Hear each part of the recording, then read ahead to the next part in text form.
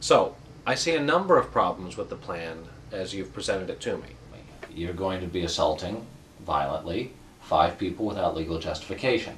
Your use of explosives and noxious gases within the city limits is highly problematic, and we have no idea what the environmental impact of your plan is going to be, as there's been no study. So, in short, you're going to be committing 7 felonies and facing upwards of 15 years in state prison, to say nothing of civil liability.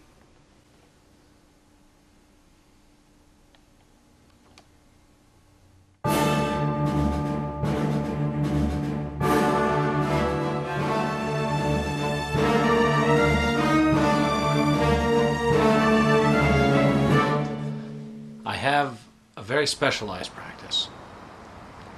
The issues that I deal with are unique. X-ray vision does not constitute an illegal search. He's not a state actor. He's a vigilante. That's kind of the point. The clients can be difficult. My streets are defenseless as long as I'm in here. Well, you should have thought of that before you killed 4 people. They were villains. They were private citizens lawfully employed carrying firearms registered to them. Not to worry, counselor. The situation is not as grim as you think. It is, in fact, perfect. In prison, I can take the fight directly to the heart of the criminal element. Well, you do realize, of course, that you're going to be in a prison that's specifically built for people with superpowers. You're not going to be with ordinary prisoners. Of course. That's good.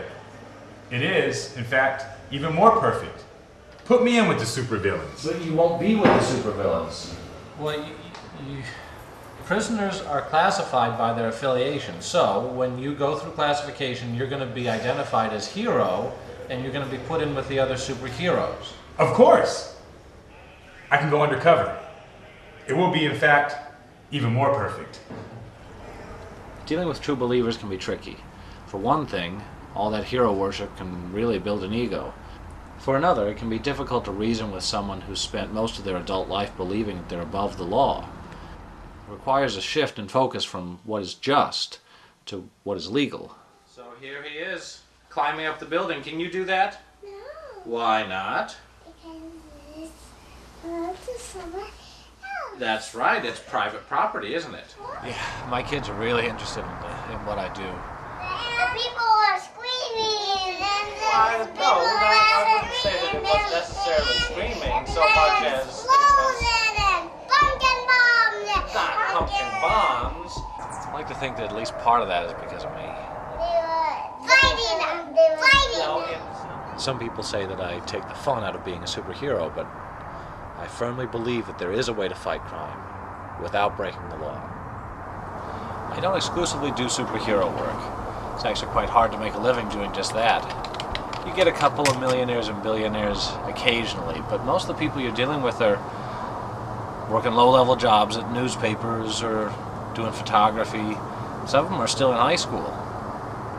And believe me, they can save the world, but when it comes to paying their legal bills, they all still run to mommy and daddy. Do you envy them? Are you ever envious of your clients?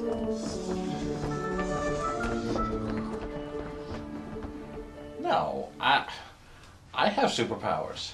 I have a sixth sense that allows me to see liability. I'm just kidding.